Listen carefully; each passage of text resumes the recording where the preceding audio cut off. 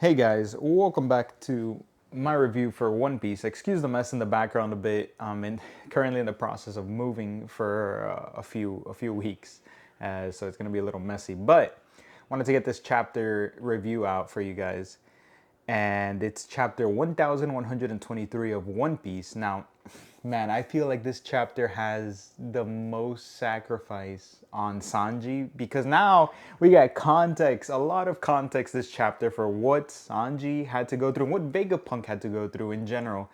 Something I'm gonna go through the chapter, but I just wanted to point out the sacrifice I feel, at least from what I can remember, that Sanji had on on because I feel like Sanji was always late. Like he was hesitating for something, or like he didn't seem like he was like always there. And I feel like he arrived late. Like he was able to save Bonnie, but in my head I was saying, where's Sanji saving Vegapunk from Kizaru? So now I feel like we have a context that something happened there on why he kind of maybe held back, or he couldn't make it in time. I feel like he didn't just let him die, but he had that in the back of his mind at the same time that Vegapunk said, hey, I'm gonna die, let me die, I think my death is gonna cause something. And Sanji has I think the fandom's reaction of, why did you do this? Why couldn't you do a different way? What did you say? He's very serious about the whole situation. Anyway, let's go through with chapter, and I'm gonna go through some steps on. Oh, first, my God, the Conqueror's Hockey from Joy Boy even knocked out I'm mid sentence, but the light went out and everything's a little darker in the room, but I'm not gonna replace the light before we move out. So it's unfortunately a little dark, and then I'll try and get better lighting in the new spot. Anyway, he was able, so I thought that the vice admirals were able to withstand it and they were going to continue, but even in this chapter, whatever aftershock happened at the end knocked even vice admirals out. So that's intense.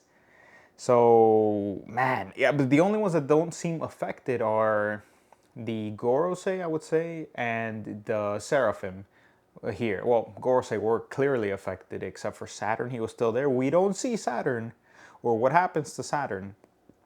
But the Seraphim look like they're standing fine, or at least let's just say Hancock's Seraphim is still good, unaffected.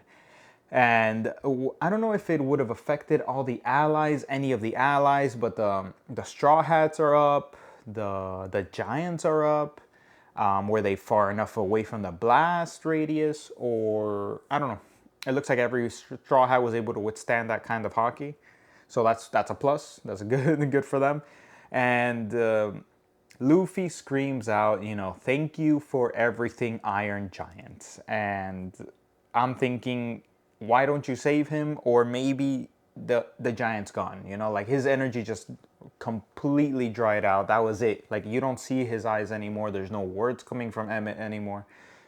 I'm thinking Emmett is, out for the count. There's no more juice left in that tank. Like there's no saving. Even if you save the robot, it doesn't, unless you put a mother flame in him or something. There's nothing, not gonna operate anymore, because I feel like it's off that Luffy wouldn't be saving the robot. But I think that's my headcanon is there's no more juice. Luffy can sense that was his all, that was it, that was everything he gave, and he just sacrificed himself and everything he had. Because it seems off that he's not saving the giant robot. I feel like he would go out of his way to save somebody that almost, or maybe that's the sacrifice. Maybe he's grown. He doesn't want to risk any more casualties, and he's out of there. But this next panel, man, we're finally going to Elbaf. These are the chapters, like as a One Piece fan of almost 20 plus years, we're finally going to Elbaf. Usopp is going to Elbaf. We we are gonna have chapters that go between arcs, which are some of the best best world building chapters. I'm always so hyped. You know, there's bounty talk, there's what's happening in the world talk.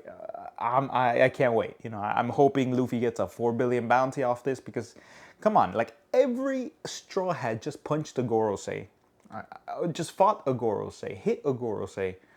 So their bounties are bound to go up. Like Luffy fought Goroseis. If you don't put him at 4 bill, I don't know what we're talking about here. I don't know what's going on. Zoro easily should go up. Frankie lasered through Saturn. I feel like this puts them all in high priority. You gotta catch them, high bounty rate. Even though we're way like bounties were such a big thing they were such a big thing pre-time skip, starting the time skip. We were hyped for bounties. Even now they're like getting to monstrous proportions.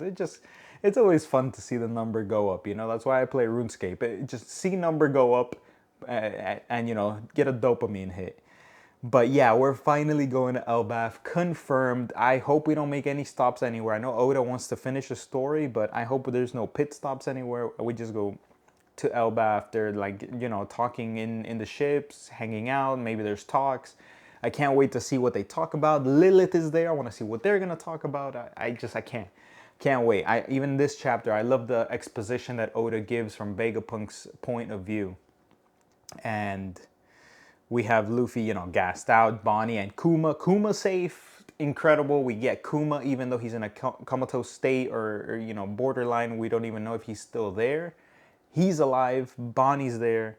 Zoro, chill, relaxed. Finally, everybody gets to relax after that hectic arc. Although I never, was worried about them. They all look like they handled themselves very well. Sanji is there with his sacrifice that I feel like he had to make because of what happened. But anyway, we get the confirmation from even the Vegapunks knew before then that there was a traitor.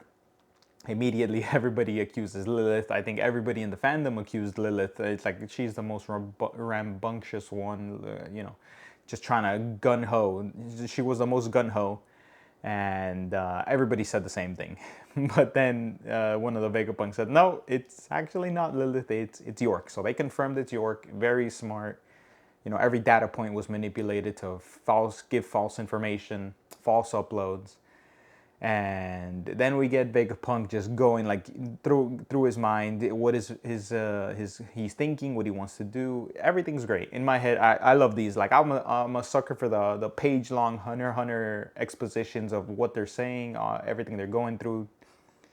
So it's great to see how they plan this whole video, what they were gonna do, why stuff's happening, the information that was sent, the mother flame that was sent, and all that. And he's saying, why did I personify my greed? Of course it wants more power, it's more ambitious than myself. And like Vegapunk himself said, I will sell my life, at least in the translation. If I die if I must. I will sell my life. I want to get this information out there about everything I know. And he says we need to secure the cloud technology because of what he knows of the sea level rising and everything going underwater. The cloud technology is one of the most important pieces of technology that he has to save the future of humanity because the water level keeps rising. And he assumes correctly, well, we think correctly, right? We don't know if the world government has an ancient weapon, but he says they must have an ancient weapon that needs to be powered by the mother flame. And then he asks a very pivotal question of himself. What constitutes death for someone like us? And that's a big one because I think is the brain the one that carries the life in him? Is it himself? Is it the Stella body? Is it each individual Vegapunk? I don't know. It's such a weird question. Like, what constitutes death for us? Like, all the memories are still there. If Lilith's cut off from the connection, what's her mind gonna be like? Is she like smart but she doesn't have all the info? I have a lot of questions, but I think I don't know, because now technically Lilith isn't connected to the Vegapunk records, but maybe she still works like a Vegapunk. Like I can learn it really quickly, but I don't know the cloud technology. I don't know what we have, there, because I don't. I maybe they wipe their memory at the start of the day. I don't know. There's a lot of questions. I'm just throwing thoughts out there. But and then you have the messed up part where York is talking to Vegapunk, and Vegapunk has to respond like he doesn't know that she is the traitor, and it's just so messed up how you have to pretend on both sides. You're pretending you're not gonna betray him, and you have to pretend like you don't know she is out to get rid of you. But yeah, that's great. He then they go to a memory wipe lab. Let me see. I'm just going through the chapter really quickly here, because I usually do these in one take. I'm bad at editing. I'm not good at editing. I wish I could get a good editor so they could throw some things out there, and maybe I can pause and get my thoughts. But I like doing it in one shot too. It's just easier. If you need me to talk about some points, please let me know. Any points you wanted me to cover, I'd like to make another video on the chapters. There's no issue. I like throwing theories out there as well. And I feel like I was talking about a theory and I forgot about it for Joy Boy. I think Joy Boy was the one that caused the sea level to rise because the world government was going to win. Now, that's an outlandish theory, but that's one of the things I'm thinking is he actually was the one that sacrificed the land, and he told people to get on top of the highest point you can because I'm going to flood everything. So he took them out to the field in one of the lowest points and he started the battle. Anyway, the outlandish theory, that it just came to me again. I'm remembering my own theory. But yeah, so they go into the memory wipe area, they wipe their own memories, and the funniest thing is he puts a letter and he writes to himself when they wake up. Oh yeah, you're gonna have to die. And he's like, am I telling myself to go die? And then they know the world government knows about the void century. It's like, what? Cypher pulls outside. What? It's like just constant worst news after worst news after worst news, and Saturn's coming to the island. It's like worst news. It's like, what's going on? Straw Hat's there. It's like, why? But he knows and he tells himself that your death will cause something. That your death will be the cause of something great, or not great. Like he says, your death will reveal a ton of information. He doesn't tell himself to go like, I don't know. It's very conflicting, right? Because I would want to preserve the main Stella's body and life as best he can, but he kind of just has to sacrifice himself to even play the video. There's no other way to do it. And then he tells Sanji, "Hey, you need to just leave me back. You need to leave me behind because I think I have to go die." And Sanji in the flashback, like, I'm not gonna just let you go die. I'm not gonna just watch you die. You have a death wish? Like, no, I'm not gonna do that. But I feel like in those chapters where Kizaru was there, or like when Vegapunk gets stabbed. No, it wasn't Kizaru, my bad. It was Saturn that stabs him. I feel like there was a disconnect with Sanji. Like, weren't you just right there? What happened? Why? And then he has that, and then he talks to himself. He's talking to Vegapunk as he's carrying him. It's just, there's a lot of information there that I feel like this chapter does explain on why he was just like a little late. Like, I feel like Vegapunk was asking to die. He was saying to kill me. So he was always in danger. I'm like, why is Vegapunk right in front of Saturn? Why? There's like a disconnect that I think even in my review I'm saying, I don't know if it was on YouTube or TikTok, but I'm doing just YouTube right now. I even said, like, why is he alone? Why is he in front of Saturn? Why is he there? But this explains so much. I feel like it's a very, very good chapter for explaining what was happening in that time. And and then that's it. That's how the chapter ends. and they are going to Elbaf with Usopp on top of the hands of the giants, and I am so excited. Luffy's just getting waved around in his depleted state, which I hope he gets better at. I'm sure he's gonna get better at that Gear 5 and being in a better off state, or somehow having food at the ready every time he depletes his Gear 5, which is his like Yonko quirk, you know. Because I feel like every Yonko has a quirk. Big Mom has to eat as well in a different manner, where she burns her own energy. Even though anyway, I mean, Luffy didn't have a problem fighting either. Kaido was getting drunk, and then, anyway, Shanks doesn't have one actually, does he? But then Luffy's is, he needs energy to keep fighting because he burns through it so quick. And that's the end of the chapter. We get confirmation that we are on the way to Elbaf, and I'm so excited. I am so excited for the in-between arc chapters where we get exposition of what's happening in the world. That's one of my favorite things to look forward to. You know, it's been a few years. How long has it been in Egghead? It's been a year, right? It's been around. It was 4 years of Wano, and then we get the bounty increase, something else around the world, and oh right, no, that was happening during Wano, right? No, my bad. That's during Egghead. I was thinking about the Garp thing, the Garp fight, but no, that's different. But I can't wait to see what happens. Anything else? That's the end of the review for me. So I just have some closing thoughts. Brewed some tea to to read the chapter.